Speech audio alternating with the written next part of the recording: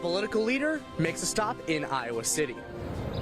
And a campus hospital looks at renovations. Hawkeye Athletics split the day inside Carver Hawkeye Arena. We are looking at a toasty week ahead. I'll have your full forecast coming up in weather. All that and more coming up right now on DITV.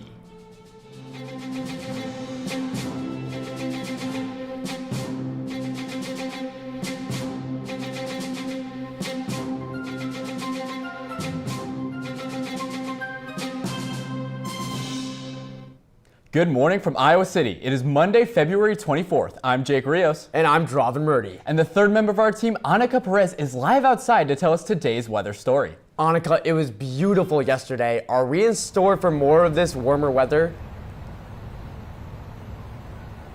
Yes, you guys heard it right. The temperatures are heating up. I am currently outside in Hubbard Park where it is a lovely 36 degrees. Taking a look at the Pentacrest, today's high will stay cloudy in the lower 50s, while tonight will dip to the low 30s. Tuesday looks to be a bit sunnier with partly cloudy skies, a high in the low 50s and a low in the high 30s at night. Now, stay tuned because I'll have the rest of the week's forecast and weather, but for now, I'll send it back to you guys in the studio. An influential figure made a stop in Iowa City. We have DITV's Jace Bertrand live at Engler Theater with takeaways and reactions from the event. Thanks, guys. And as the new Trump administration enters its second month in office, members of the opposition party are growing louder. And on Saturday, members of that opposition stood in that building right behind me to have their voices heard. Hundreds of supporters, both local and statewide, packed the Engler Theater to see Vermont Senator Bernie Sanders speak. Sanders was a top candidate for the Democratic Party during the 2016 and 2020 presidential elections and has continued to stay in the public eye since. His current goal is to spread warnings of the rise of oligarchy in America. An oligarchy is a form of government where the power is held by a small group of rich elites. Sanders highlighted several key figures as leading the charge toward oligarchy behind Donald Trump. Standing right behind Trump as he was being sworn in were the three wealthiest people in America: Elon Musk, Jeff Bezos, and Mark Zuckerberg. Sanders also highlighted concerns of rising prescription costs, lowering salaries, and a mass wave of layoffs as part of Elon Musk's government efficiency initiative. Today, 60% of our people in the richest country in the history of the world are living paycheck to paycheck. Several other speakers took to the stage before Sanders to share personal experiences of financial struggles without government aid. I just have to keep paying this debt until it swallows me whole. And I know many students in this room and former students are asking themselves the same thing. Well into your careers, many of you still have that bill looming. There's hope that we can stand up, we can exercise our rights. We don't have to be scared, okay? We're in this together. After the event, audience members had several key takeaways. People in America, that lower quartile is going to be screwed over. The middle class is going to feel it soon. And they're going to have enough of this guy. We just got to be there ready to fight back and remind them. What Bernie's doing is going across the country and asking about our congresswoman here, is Miller Meeks. Where's she at? We have an ability to create our own movement. 99% is bigger than 1%. Senator is going to be traveling across the country in hopes that community members can convince at least 2 of their lawmakers to vote against Trump's agenda. And now I'm going to send it back to you guys in the studio. Early yesterday morning, an Iowa City fire engine was involved in an accident with a pedestrian. An Iowa City Fire Department fire engine reportedly hit a pedestrian after responding to a medical call at Legacy Senior Living in town. The accident resulted in the death of a pedestrian. An investigation by the Iowa State Patrol was launched following the incident.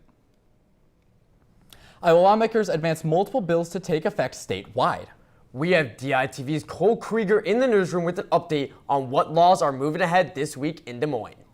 Thanks, guys. And some bills are making their rounds, which could affect education here in the state of Iowa.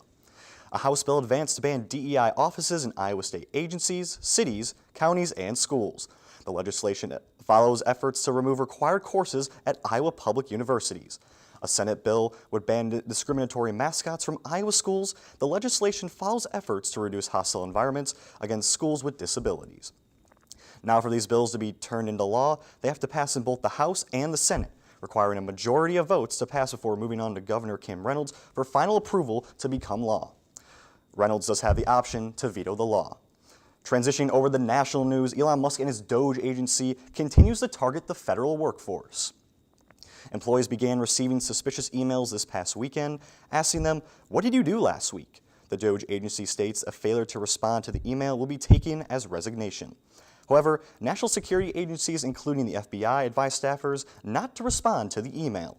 Elon Musk on social media was seen threatening the jobs of workers who did not comply with the emails.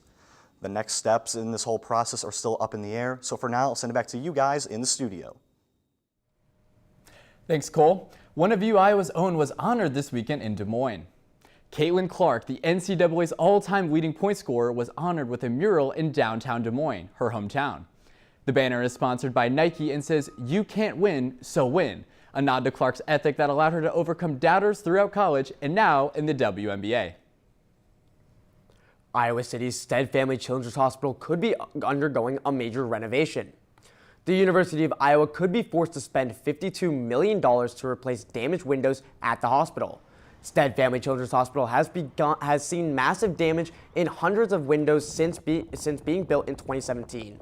But for now, the Children's Hospital has installed temporary film in the windows until permanent repairs are made.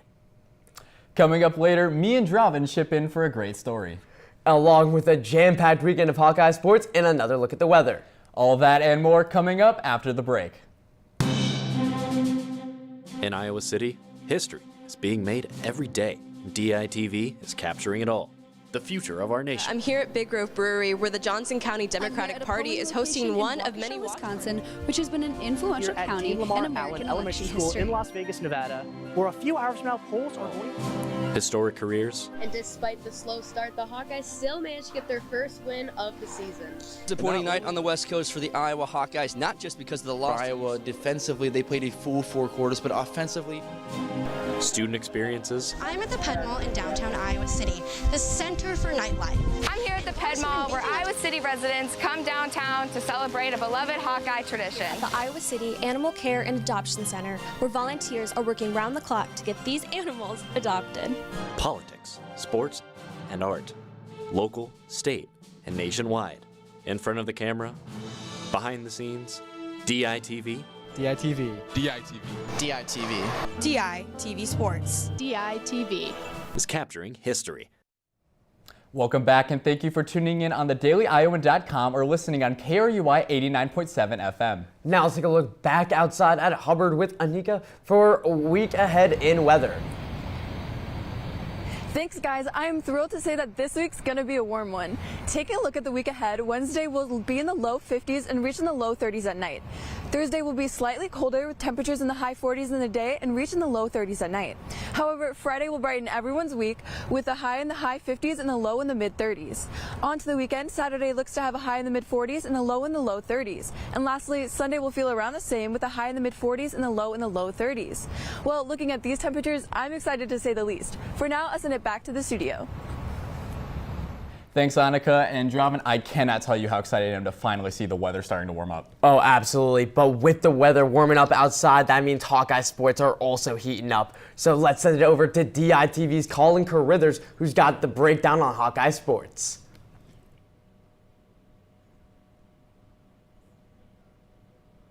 You guys are absolutely correct with things heating up as they were yesterday in Carver Hawkeye Arena as they saw double the action. The Iowa women's basketball team started things off losing the number 3 UCLA and another close one, 67-65. DITV's Brady Barron breaks down the barn burner.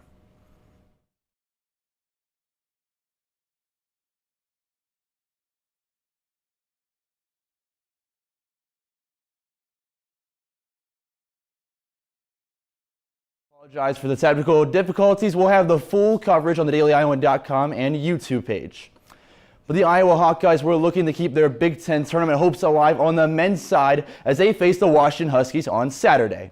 DITV's Sam Kupris has the coverage from Carver. Olsen picked up right where she left off with a 3 to start the third, and Iowa felt the momentum as they rolled into a 44-32 lead. UCLA's Lauren Betts started the comeback effort off with some post work, but it was Kiki Rice that knotted things up going into the final quarter. When we let the 11-point kind of go down to 4 or 5 in one of those timeouts I called, you could see a little collectively leaning back, and that's when I got a little bit concerned. Rice knocked down a triple to take a 3-point lead.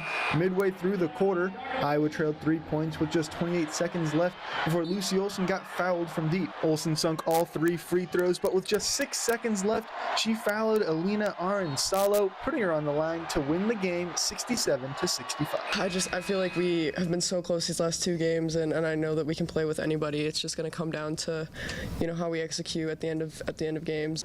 Now behind me, the Carver crew is getting some mats down for a big-time wrestling matchup here to come against number 2 Oklahoma State and the number 3 Iowa Hawkeyes. Now, I'm on my way out of Carver, but DITV's Elise Gann is here with the action. That's right, Brady. Just a few hours after the UCLA game, this place got just as packed for a top 3 matchup. In both of their final duels of the regular season, the third-ranked Hawkeyes took down the second-ranked Cowboys 21-6, handing them their first loss of the season. With a sold-out crowd to back them up on their senior night, the Hawks won 6 out of their 10 bouts, starting with Drake Ayala taking down Rin Sakamoto 11-1 in the 133. Kyle Parco, Ja'Cory Teamer, and Michael Caliendo all contributed to Iowa wins before the intermission, bringing the score to 10-8 in Iowa's favor in some much-needed bouts. I think I learned a lot about myself this year, and I know I can go out and get majors against tough guys, get bonus points for the team. Things continued per usual up until the 184 weight class, where true freshman Angelo Ferrari upset third-ranked Dustin Platt in a massive overtime finish. Platt forced his way to overtime by the skin of his teeth, but unranked Ferrari in the noise of Carver Hawkeye Arena shut his opponent down. It was the best moment of my wrestling career so far, probably. I mean, why do I train this hard every single day to the max if I don't want to go against those top guys? With Ferrari's ecstatic victory, the Hawks led 17-11 with only 2 matches to go against the Cowboys. Sealing the deal and sending fans home happy was number 1 Stephen Buchanan, seamlessly taking down his opponent with a 10-1 major decision. The Hawkeyes will end with a 14-1 record and will next head into postseason play. From Carver Hawkeye Arena, Elise Gann, DITV Sports. Again, we apologize about the technical difficulties. That was our coverage of women's basketball and men's wrestling, but now taking a look at the men's basketball team keeping their postseason hopes alive against the Washington Huskies. Again, DITV's Sam Kupris has the coverage. The Huskies were anything but jet-lagged as they jumped out to a 12-point lead in the first 8 minutes of the game. The Hawkeyes found themselves still in a hole down 10 with 4 minutes to play in the first half. Osibor was living up to his name as he was giving Iowa fits all half. Yeah, we needed multiple guys to be able to guard him tonight, and we knew that, so it was kind of a team effort. Containing him, I guess. We didn't stop him every single time, but he's a really good player. Despite this, Iowa rode into halftime with momentum as they went on a 13-4 run to pull themselves within 1 at the break. Riley Mulvey led the way for his bench unit in the second half as he had a standout game, scoring all 9 of his points in the final 20 minutes. Brock Harding had 8 of his 11 points scored in the second half, and Carter Kingsbury, along with the rest of the Hawkeyes, held Great Osibor to only 5 second-half points. I'll give a shout-out to all those guys off the bench. Brock, Carter, Evan, Price, Riley, they were huge. Payne Sanford put the nail in the coffin by scoring 10 of his game-high 27 points in the final minute 16. The Iowa Hawkeyes pulled out a nail-biting victory over the Washington Huskies, 85-79. Next time the Hawkeyes will take the floor will be at Illinois on Tuesday, where they'll take on the Fighting Illini.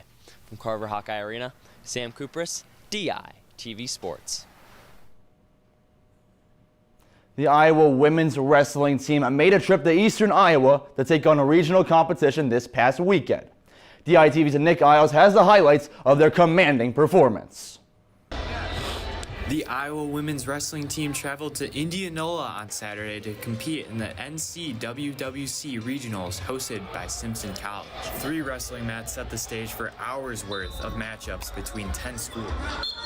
The Hawkeyes had 15 regional contestants qualify for nationals last year, and of that group, 4 national champs and 7 2024 All-Americans are back here competing right behind me. Second-year head coach Clarissa Chun led the women into the Cowles Fieldhouse with a clear message to her team.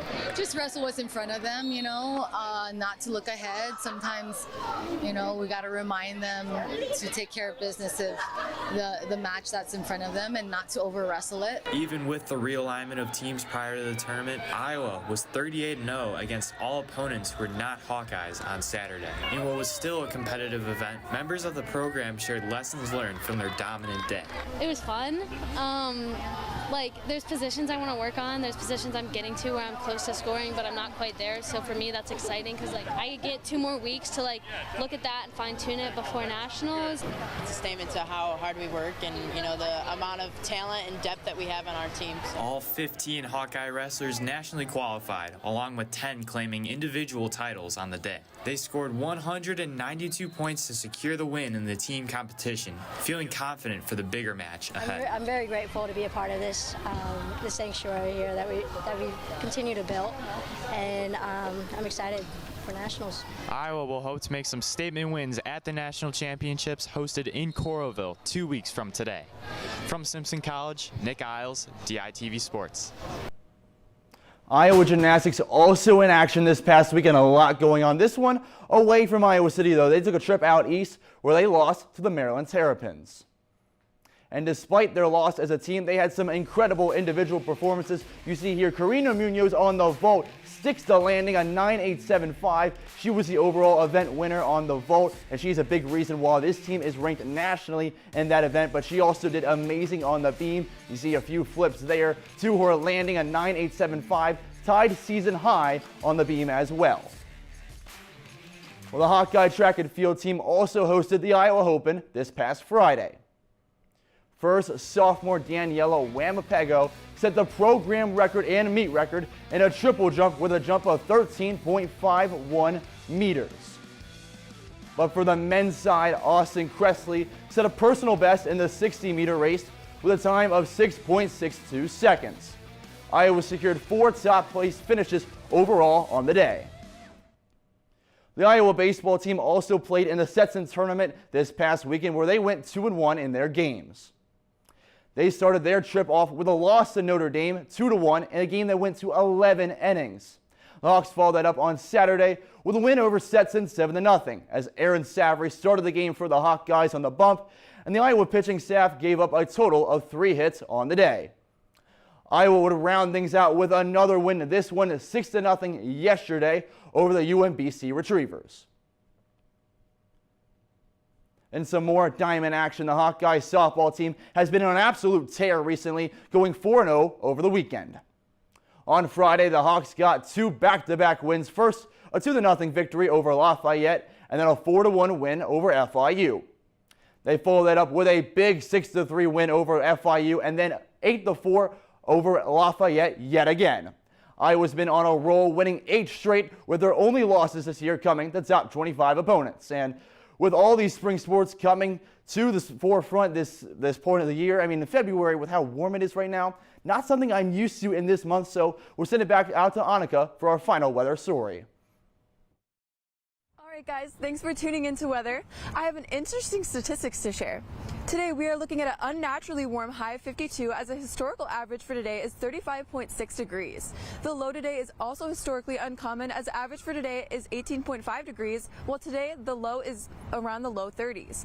I don't know about everyone else, but these temperatures are giving me the motivation to make some weekend plans. But for now, I'll send it back to the studio for the rest of today's news.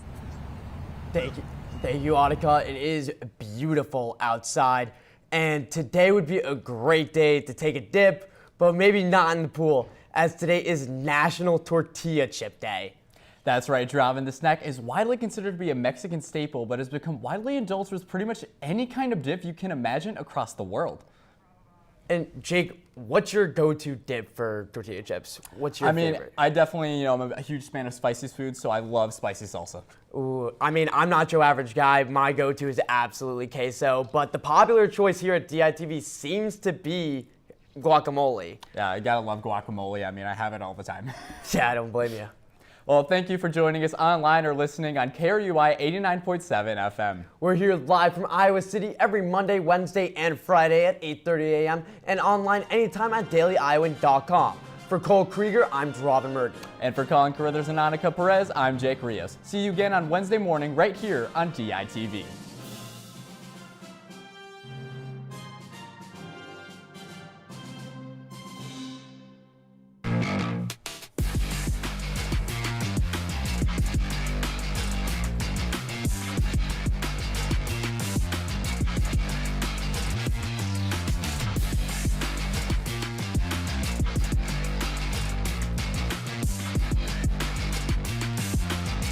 Coming up, a look at Iowa's loss to number 3 UCLA. And later the past week in men's hoops. Welcome to DITV Sports in the Zone. I'm Colin Carruthers. And I'm Brady Barron. We're going to give you a look at everything going on in Hawkeye athletics. And Brady, as a major basketball fan myself, I gotta say I was having a lot of fun watching some midday hoops this past Monday, as Iowa Hawkeyes took on number 8 Ohio State on the road, despite the Hawkeyes' loss 86-78 in overtime. But then they returned home to battle number 3 UCLA. Let's take a look at the action. Starting off, this is a pink out game, the annual pink out game here for these two clubs, and Hawkeyes got some special names on their backs today, but for Iowa, it was a bit of a slow start before shots started to fall. Yeah, a little bit of stuff there, but finally getting things going as they took a lead a little bit later in the game, but it was UCLA's Lauren Betts standing 6'7" on the inside who kept things alive. She scored 22 points in this game. This game came down to the final seconds. The Hawkeyes had an opportunity to take a lead, misses the 3 there. Hannah Stolke gets the board, kicks back out to Lucy Olson, takes another 3-point shot attempt here, doesn't get it to go, but gets fouled on the shot. That'll put her to the line. Yeah, she gets 3 attempts here to tie things up, makes the first free throw, makes the second. Now everyone in Carver holding their breath. Will they have a chance to send it to overtime? Lucy Olson's third free throw is good, tied at 67 apiece. And now here coming off, a few seconds left. Ooh, blocking foul on Lucy Olson there. Puts UCLA to the line, but they're going to knock down a couple free throws to steal it in the end, 67-65. Now, keeping things on the court, the Iowa men's basketball team had a couple of home matchups last week. Yeah, starting things off, Iowa hosted Oregon in their first matchup as Big Ten opponents. Iowa was playing a little bit of catch-up in this game. Oregon, a really good start, but shots started to fall, and of course Peyton Sanford did his job to keep things close. Now Evan Bronze here coming off a pass from Brock Harding, gets that to go. That makes it an 80-78 ball game here. And then you see this play here, Brock Harding, great defense on the inbound, forced a turnover for the final play, a shot for Iowa to win it. Josh Dix around on the curl, fires it away, but it was blocked as Iowa lost to Oregon. Now let's keep it in Carver on the floor. Iowa, Washington. Washington, they had 4 players to get into double digits in this one.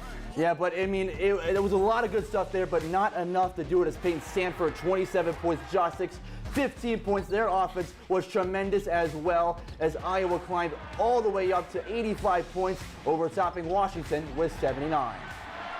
Well, now that we've got a look at some of the teams that are nearing the end of their regular season, let's take a look at where they stand for the postseason. And with all the action, there's bound to be some movement. So let's go to DITV's news director, Johnny Voltman, for a look at where things stand.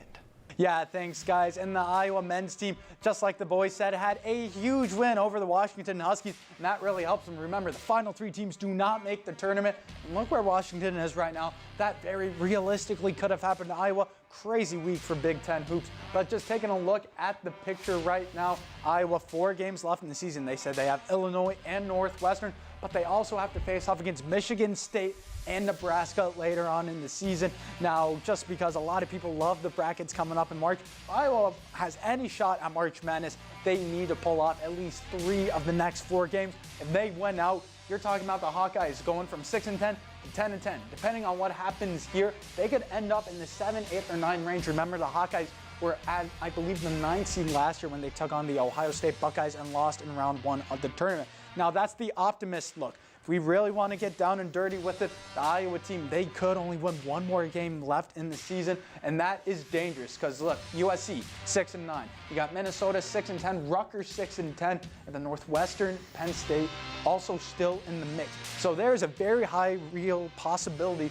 that the Hawkeyes could probably end up somewhere around here, but they could also miss the tournament altogether. Now, if they stay hot, who knows what happens. But as the guys said, the women's team had a tough loss to UCLA earlier today, and that doesn't hurt them too much. They are sitting down here at 11th, but they had tough losses throughout this year as well. They lost in overtime to Nebraska. They lost to Indiana. That 1-point nail biter to Oregon. It's real tough on the Hawks, but they're going to make the tournament. They are sitting at a comfy 8-8, and I mean Northwestern 2-13. Yikes. So I don't think we have to worry about Iowa missing the Big Ten tournament. Now it is truly for positioning. They're in a very tough spot here because they could drop probably around to this 13th seed, which means they would have to play one of these top 3 teams. And we know Iowa has to go and take on the Michigan Wolverines and then close the season out against Wisconsin. And like I said, this is all for positioning. The Hawkeyes can get hot. You could expect them to end up maybe around this 8-9 spot, but that's as high as they go because of those losses to the 3 aforementioned teams. But they can't just go lollygag and lose these final 2 games, because even though they hold the tiebreaker against Minnesota and Washington, it could be realistically possible for the M and the Dub to go across the Hawkeye and put them down here at the 13th, meaning they would have to take on these. And you can see UCLA, USC, some of these teams they have fought really hard on at the top, and they know they can fight. So it's really going to be who they get in the first round of the Big Ten tournament that decides how far they go in the tournament. And even though a lot of Hawkeye people here are saying that this team's going to make March Madness, they really have to show it in the Big Ten tournament, and what they do in these final 2 games and the tournament is going to decide that. I'll send it back over to the guys.